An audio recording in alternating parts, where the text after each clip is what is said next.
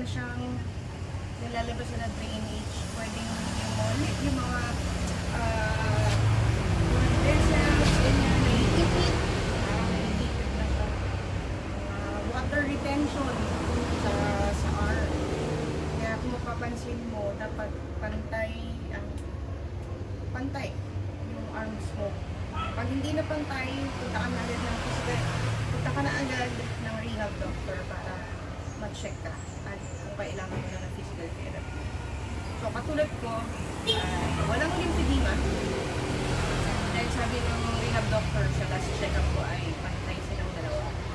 But, due to operation, doon talaga sumakit yung arm ko from shoulder, may mga nerve pain ako dyan na naramdaman.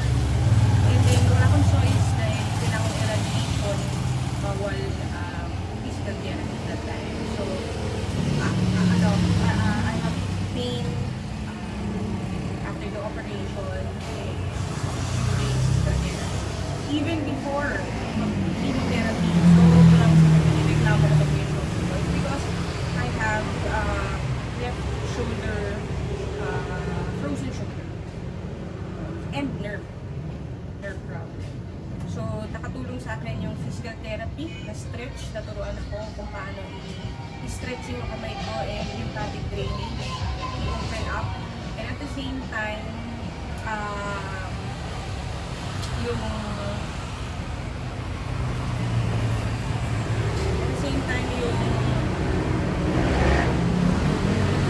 ito yung problem sa akin sa chemo drain ko.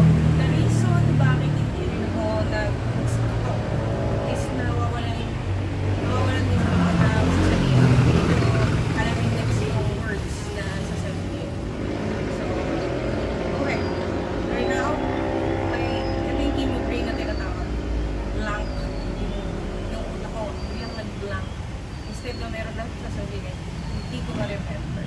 So ngayon na lang, gagawin na lang natin para ma-patch yung kanina sinasabi ko sa ngayon is i-open up natin yung lymphatic drainage.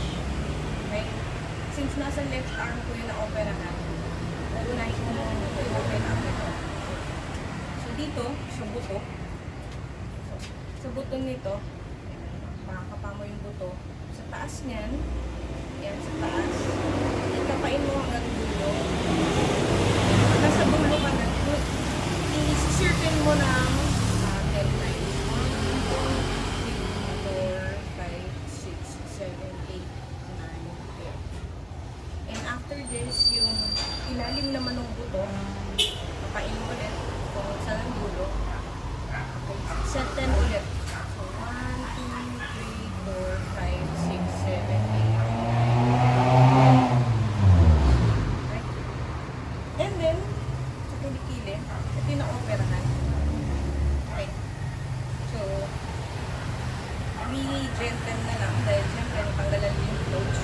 Then ulit. 1, 2, 3, 4, 5, 6, 7, 8, 9, 10. So, kung mas marami, pwede naman.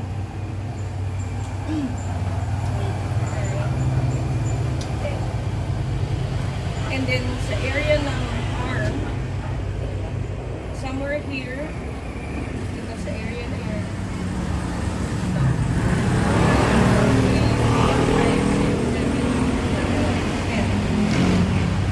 Dito naman sa kamay, dito sa area na to. So, 1, 2, 3, 4, 5, 6, 7, 8, 9, and then. So, ano naman ang purpose nun? Kung na-open up mo na. So, ibig sabihin nun, ando na yung bukas na yung mga lymphatic drainage kung saan yung kailangan mo nang masahihid yung katawan. So, dito sa leeg din, pababa. Remember, yung may mga thyroid problem is mixed blackness. So, araw-araw nyo na lang masahihin yung neck nyo. Dito, pababa.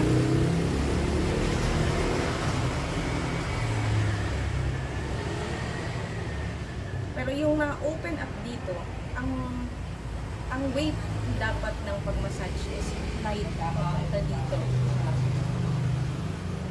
papunta doon sa area.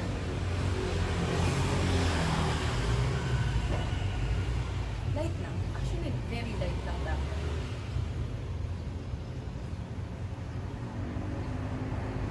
And then, doon sa kilikili, well, papunta siya doon dapat ang masahe mo.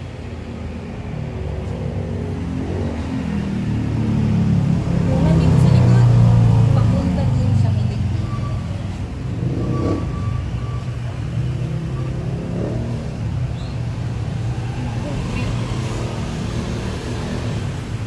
Is papunta doon sa kilikili. So, dito naman, angat. Paakyat ulit. Going dun sa may Democratic Train.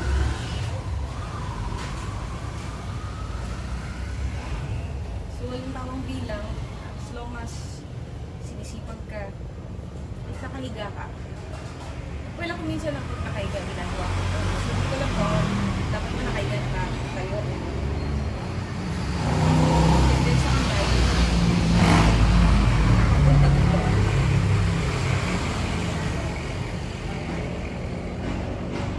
Lalo na sa mga minamanas. Naranasan ko may manas. So, lymphatic drainage ng lahat ng sagot sa pamamanas at pag laki na ating parts ng mga arms. So, ito kasi, ito yung na-operahan niya. Mas nakakakulos ako dito. Pero, kung yung kakalimutan din yung kabilang side. So, ganun din siya. Open up ko rin sa taas. And then, sa kilikili. Ito ulit. Kung pero kayo natutunan. Thank you so much for watching. Please comment, like, and follow Drake for more. Thank you.